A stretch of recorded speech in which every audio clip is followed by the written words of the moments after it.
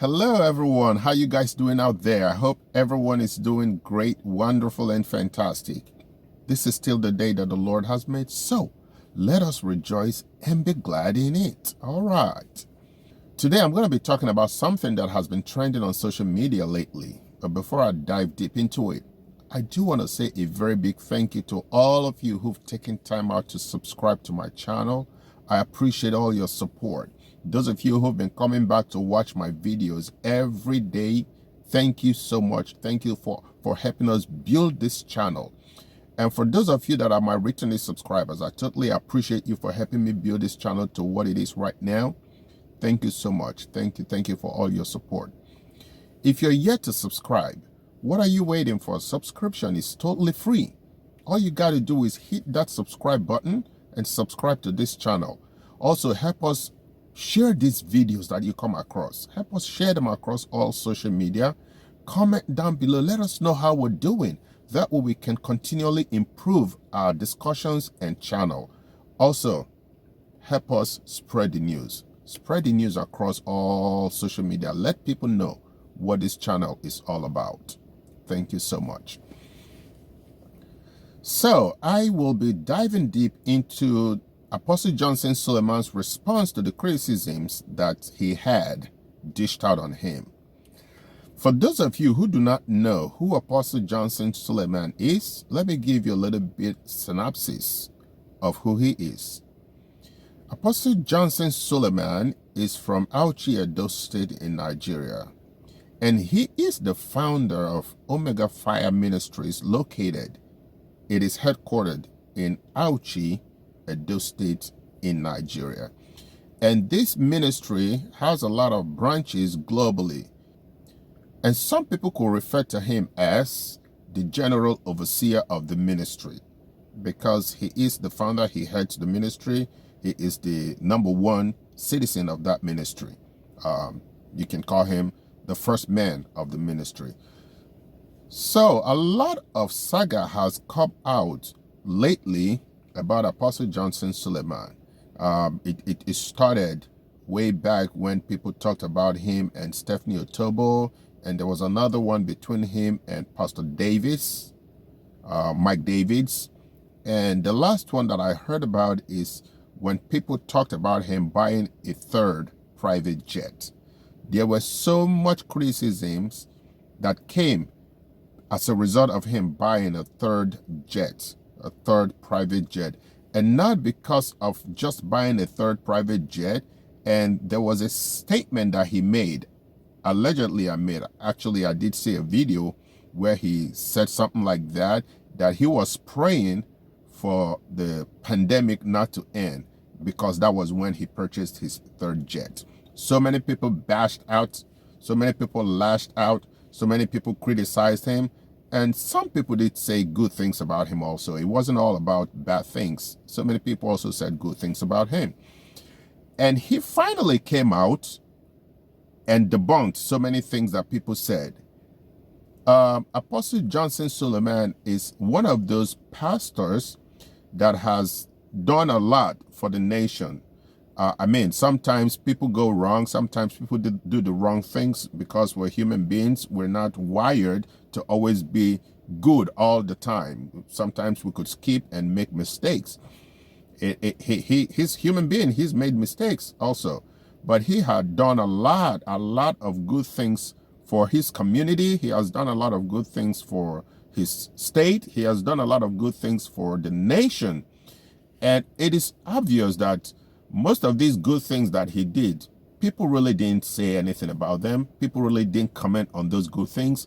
And just as human beings as we are, we most times see the bad side of people and always yell it out for everyone to hear. And that is why some of this saga has been on social media and people have heard about all the things that he's done that were not right, neglecting the good ones. Let me have you guys watch this short video about Pastor Johnson Suleman, Apostle Johnson Suleman, when he spoke about the criticisms that people lashed out at him. Watch, and I'll be right back. The wickedness of this life is not far away. It's among your folks. The enemy of of a doctor is a doctor. The enemy of an evangelist is an evangelist. The enemy of a pastor is a pastor. Look at me. Let me say something. There's a video going round. There's a video that's trending about me. It was posted by a pastor. A pastor posted that against me. Now, listen to this. It was a program I had in Abuja. And I was trying to explain something about COVID-19. And when they told me, they said, you said you prayed for COVID not to end. I said, me? I didn't say that. When they brought the video, I discovered it slipped out of my mouth. There's no pastor that will pray for COVID not to end. It doesn't make sense. When I was praying in the studio, but I was talking about what happened around COVID, how families were staying together, how families united, how some people even made money during that process. And that's what I was trying to buttress. Okay? And it slipped out of my mouth. Oh, I prayed for. I could not have prayed for COVID not to end. No pastor would do that. Upon you, O Lord, over this captivity around the world, we command the pandemic to stop. Begin to work miracles. Take the virus away.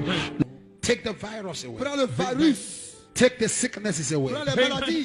But it took that mistake, edited some part, and blew it. Now listen to me. There is nobody in this world that cannot be advised. I'll be stupid to say, I don't care what people say. I would only care if people say it rightly. If you are angry, I mentioned 3Jet, you will just die. That's the truth. Because when I built school and gave to government, you didn't talk about it. When I built prison and gave government, you didn't talk about it. When I constructed a federal road, you didn't talk about it. When I built houses and gave to widows, you didn't talk about it. When I bought transformers for community, when there was no light, there was no noise like this, you didn't talk about it. When I have people in my church who are graduates, no job, I put them on salary, waiting for jobs to come. Nobody is debating it. Then you are angry because I mentioned jet. You never vex. You never vex. If you cannot commend me, you cannot condemn me. Listen, that of COVID, I regretted the way it came out. Because I was telling them that my wife is so happy that I am at home. That this period, people stay at home. My wife was like, my husband can stay at home like this. Can life be this sweet? Not that we are happy that people were dying. That's insensitive. But they normally pick a little error, blow it out of. I reject it. When I saw that video, I went on my knees. I said, Holy Spirit, you know I cannot say this. I don't know how it came out of my mouth. I'm sorry about this. But for someone to sit down, you're analyzing. You don't commend me. You can't condemn me. The people I will listen to are those who commended my good works. When they now correct me, say, man of God, don't say this next time, I will listen to them. But apart from that, all bloggers and all newspapers, rubbish. God will only be angry with me if I take offering and tithes to buy plane. But if I have avenues of God blessing me and I do anything, what's your business? Is your money missing? All right, so you've heard it from the horse's mouth.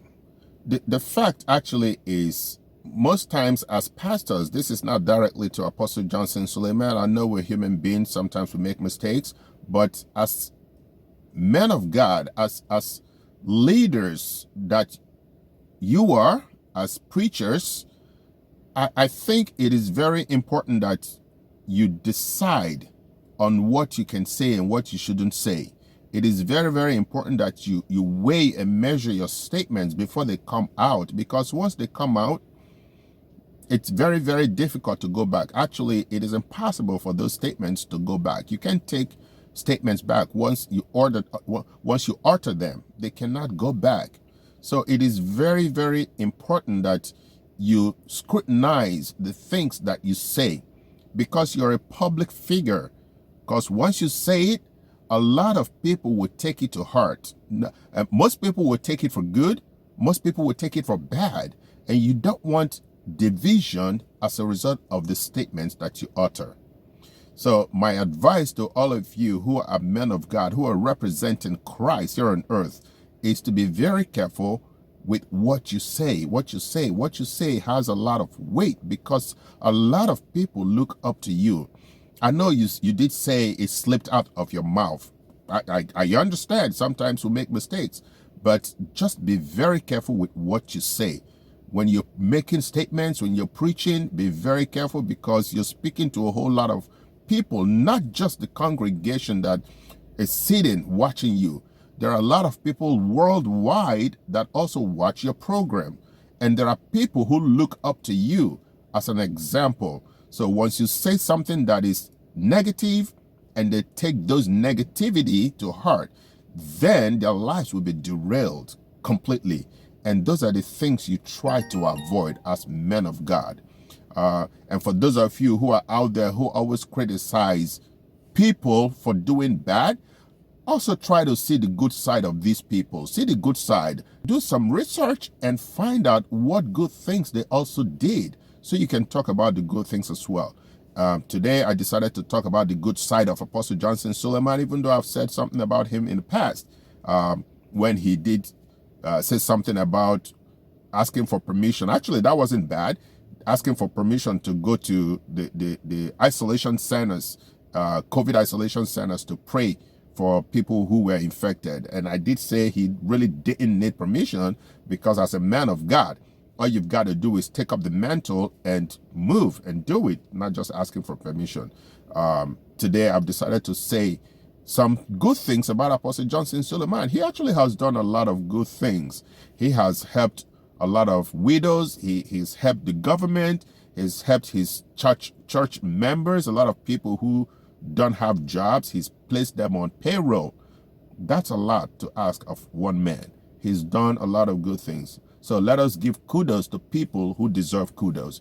Apostle Johnson Suleman, thank you. Keep doing what you're doing, and God will reward you. My final word to you actually, though, is please be careful with the words that you utter, because words uttered are impossible to take back. Well, until I come your way again next time, people, this is where I'm going to call it a day. And I remain Best Davis, and I'm signing out.